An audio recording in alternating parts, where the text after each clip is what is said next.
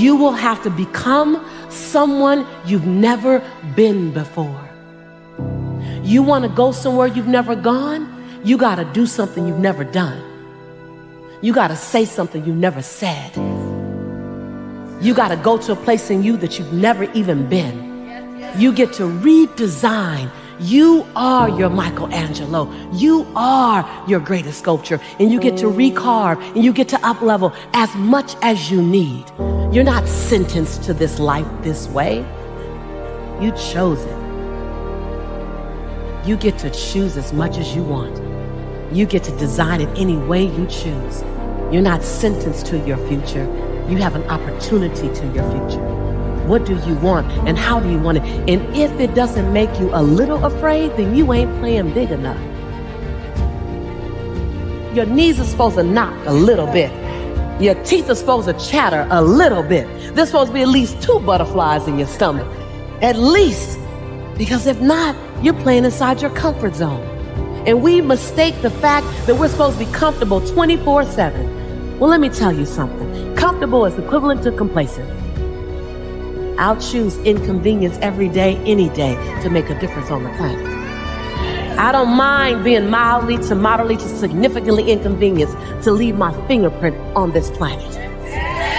So I just came to talk to the game changers and to the change agents who are willing to confront any part of you that's not speaking to your madly, wildly, amazing future.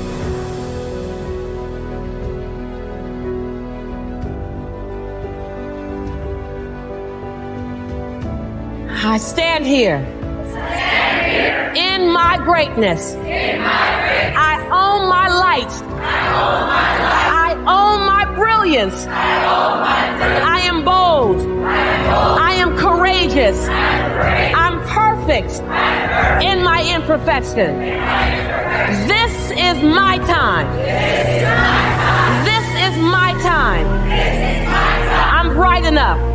I'm old enough. I'm young enough. I've experienced enough.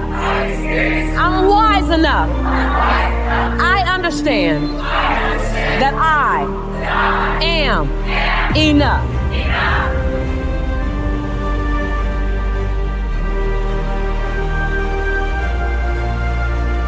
Breathe.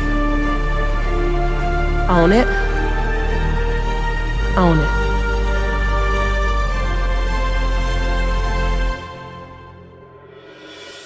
Ask yourself, what's my dream? What's my dream? I came to challenge you to play in the biggest field you've ever played in.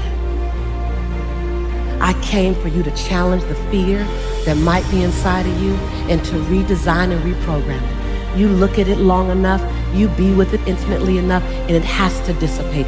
You are the designer of your destiny. You are the author of your autobiography. You write the story of your life. No one can write your financial story. No one can write your spiritual story. No one can write your emotional story but you. The pen has always been in your hand. The pen has always been in your hand. I say write a story that's going to be damn good to read. And ask yourself, what's my dream? What are you willing to do that you've never done before? What are you willing to say that you've never said before?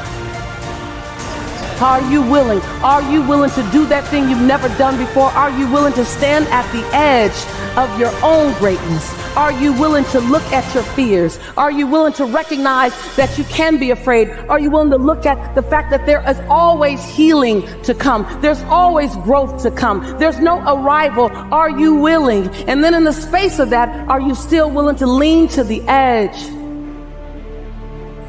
Feel the breeze of possibility, not knowing if you will fly or fall. Are you willing? Are you willing to not quite know what's there, but that something is there is greater than you? Are you willing to say, my life has to make a huge difference?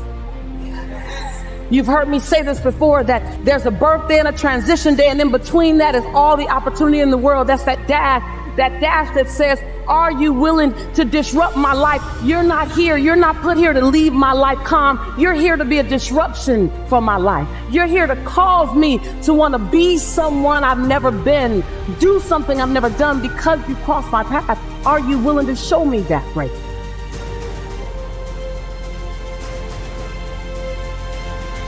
It's going to cost you more time than you thought you'd have. It's going to cost you way more money than you thought you would invest. It's going to cost you some friends who couldn't make the entire journey with you. It's going to cost you that sense of, oh my God, I got to leave. I got to die to the old me to allow the new me to be born to my future. It's going to cost you something. This is the year for reset. This is the year for restart. This is the year for reignite.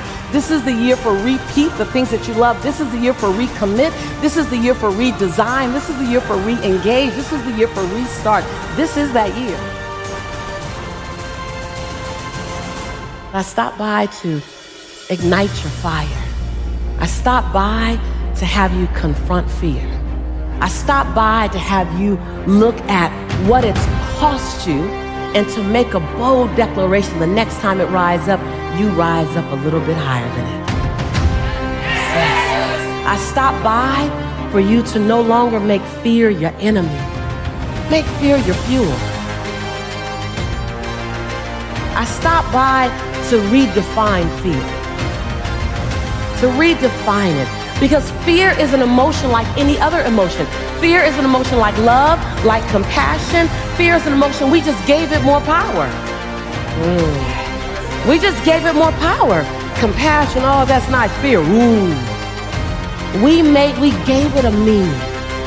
And some of you know you've heard this before, that fear is false evidence appearing real.